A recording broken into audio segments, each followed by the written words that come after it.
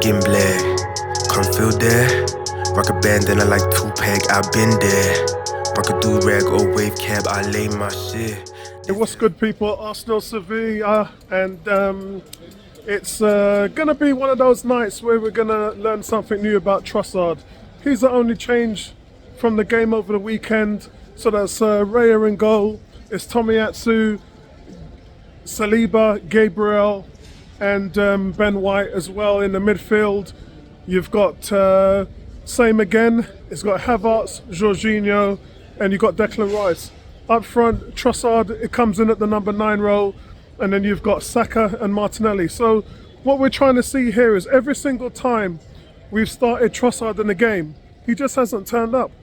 And he's had really subpar games. And as I said to you guys before, the thing about Trossard is, as a player with pace, he doesn't have that quickness to get past defenders. So when you stick him out there on the left, he finds it extremely difficult to impact a game because he's pretty much been on lockdown.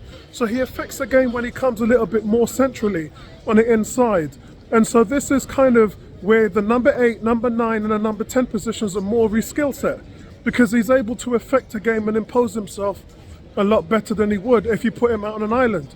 Now the only thing here is, guys, remember when Trossard was at Brighton, he replaced Welbeck for 9 games up front. He scored 7 goals, including that hat-trick at Anfield. So we know he's adept at it, but again, you wouldn't really want him at the top. You most likely would prefer him to sit behind the striker and play in and around the box. That's where he's able to use his smarts a lot more. So it'd be interesting to see if he can fire up the creativity with the players that we've got missing, considering you've got no creativeness in Odegaard, that's missing. You don't have the transitional stuff from Thomas Partey, and you don't have the trickery of Jesus. So we're missing a lot of stuff that's going on and affecting our final third. So guys, look, let's see what happens. I'm still going for 2-1 today. Let's hope to see some goals. It would be nice if Trossard got off the mark as well. We do know that he can get it done as an impact player. It's just that when you start him, it just doesn't seem to be working out for him. He's had 3 or 4 starts this season, really been subpar, and I think personally he's just better as an impact player. But let's see what happens today, guys. 2-1, I'll catch up with you guys at half time. No stream tonight, so you've only got me. Sorry guys, but I will try my best to keep you company. See you later. Bye-bye, guys. So guys, so just went to the store. Some craziness going on there. So I went to ask for the Maharishi stuff, and no lie, when me and Tony came in here the other day, the shop was full of it from top to bottom. Shorts, socks, reverse jackets, tops, t-shirts, everything, you name it, bottoms, shell bottoms. I've just walked in here now and not a single item is in the shop, like not one. It's not a sock, like nothing, it's gone, all gone. So the only way to get it now is online. Now I do know that there's a few things that they've sold which you can still kind of pick up here or there online, but the price is really, really high. So I think for the Maharishi ones, it really was first come, first serve, because it's going to be heaven and hell now to try and pick up something in that range. And it was such a cool range. I mean, the whole aesthetic with that, man, just really worked. But I guess that puts the onuses and the tone on limited edition. So future warning, if you come in there and they've just launched a training kit or a fashion kit, as that one was, it was in combination with the company, make sure that you get it on the day that you turn up. Turn up early, nice and early, get your size, and then buy it. Don't think twice about it. Don't beat around the bush. Don't go, oh, you know what, I'll come back and get it. Or, oh, I'll buy it online, because I just looked online as well and they've got no sizes. Like everything is sold out. So, lesson learned there, guys. Speak to you later.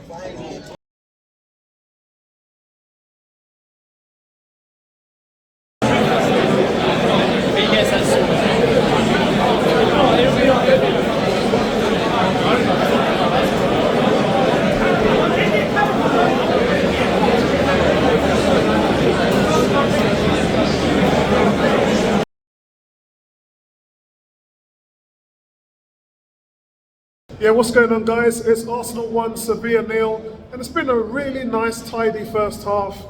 non-frills, to be honest with you. They're not using that much energy in what they're doing, and that's good because, as you know, the fixtures are just really piling up. So Arsenal not really coming out and with the intensity that you would expect, and it's a very different game than what we're used to. Being in Europe is kind of good because you don't get most of the Premier League norms that you get in most games. So take, for instance, this game is predicated on the fact that Martinelli and Saka are not being double teamed. You know, when you look at Newcastle, they had 2 guys on Martinelli and they had 3 guys on Saka. Saka was almost triple teamed. They took them out of the game, and Arsenal's attack was toothless, and we struggled there. And quite frankly, a lot of Premier League teams are doing that against the Gunners. But when you're playing a team like Sevilla, don't really know that much about Arsenal and the way we play. I mean, obviously they've scouted us, but in terms of doing what other Premier League teams do, they're not doing that. And Saka and Martinelli are free to play one-on-one with defenders, and they're both having really, really good games. Saka's come alive. We've got to talk about the goal first of all. The goal was absolutely fantastic. Jorginho took out 6 players with that pass, straight through onto the back end of Saka. Great touch by Saka to put it in to Trossard, who ran in and hit it. First time Arsenal goes up 1-0. It was a goal really that was coming, and he was looking for a little bit of magic there. And you've been really slow in the build-up, playing quite frankly too slow, because Sevilla, the way they are, very bedded in. They're not playing with a lot of confidence. And as I said in the preview, Sergio Ramos, he's injured today, so he's not there. They were shell-shocked from the result in Spain. So they've kind of walked into this game thinking, you know, they're on the downside. They're going into the lion's den of the team that's leading this division in Arsenal. And obviously it's just been too much for them. And the body language, the way they play, you can see the tactics, very negative. And Arsenal really, almost like a training session, they've had the bulk of the possession, they've had 7 shots. Sevilla have had no shots, there's just nothing going on there. Saliba, a few wonderful plays from him, a little bit slack in possession where he's allowed the striker to get a step on him, but it's almost like he's baiting the striker, giving him a little bit of a chance, and then just so that he can make it a play out of it. And it's just like he's toying with attackers at some times. It's such a joy to watch. And but guys, really, that's been the first half. Quite slow, melodramatic, but Arsenal taking charge with that wonderful goal. It really is a fantastic ball, all from Jorginho. But it's something like that we've been missing, the clear cut, running behind the defenders, straight through balls is something that we kind of never really saw over the weekend and against Chelsea. So it's just one of those things. There's so many injuries impacting this team right now. You know, your talisman and your leader, Odegaard's not there. No transitional play from probably the best transitional midfielder in Thomas Partey in the league. And then your striker, Jesus, he's not around. So you're having to pick up performances from all these different other places. And this is kind of where we're struggling. But really, it's a result that you want today. I don't think Sevilla are going to offer much because, as I said, there's just, you look at the body language, they just can't wait to get on the plane home. So listen, that's it from me. I'll talk to you guys at full time.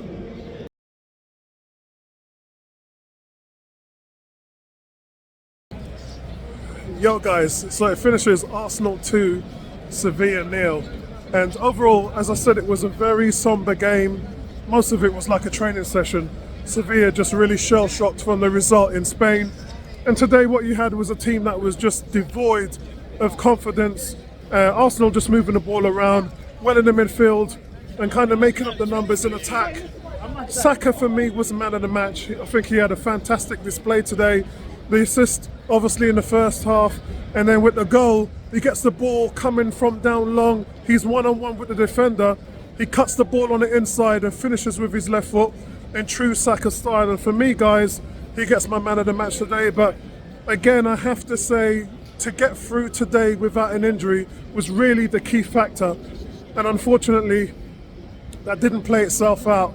Now, I know the medical team was talking about they have to get through this game as clean as possible because the injuries are starting to build up.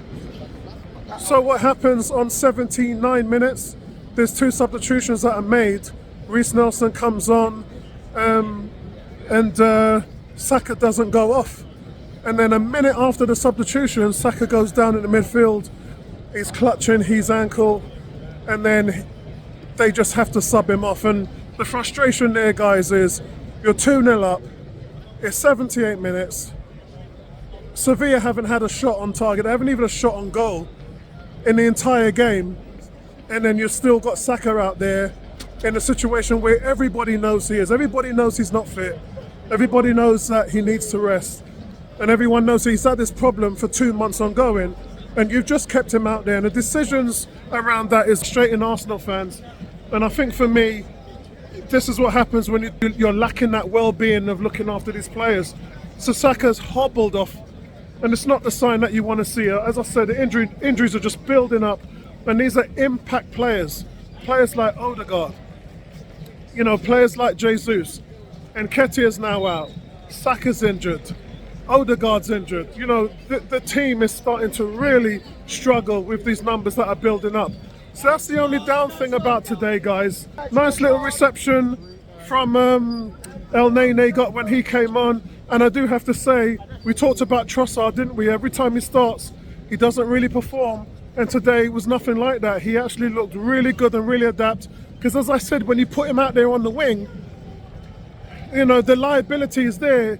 And he doesn't influence the game as much as you want because he can't get past the defender. I've said time and time again that you want to put him in a position where he can influence the game in the midfield, in an attacking position, centrally, and that's where he was today. And he looked really busy. Nice little 1-2s on triangles he was playing, and obviously he was good for the goal, but obviously he worked hard within the final third and made himself accountable. So I really enjoyed what Trossard did today. Now, I don't know what you keep on doing with him throughout the season, but I do know this. He's important, he's an impact player, and as I said, the trailer load of strikers we have with Jesus, and Nketiah, Havertz, Trossard, and Martinelli can all play up top. So those are really your options that you're going through. When you sold Balogun, those were the things that you were thinking of in mind, that this is going to get us through the season. So listen, that's what it is. That's what I'm going to leave it today, guys. A really good result. PSV at the moment are beating Lens 1-0. So if that stays the way it does, Arsenal are 4 points clear of the group with 2 games left to play. So that's where we're going to leave it. I'll catch up with you guys soon. Let me know what your thoughts are about today's games in the comment section below. Peace out, guys. I'm tryna be a black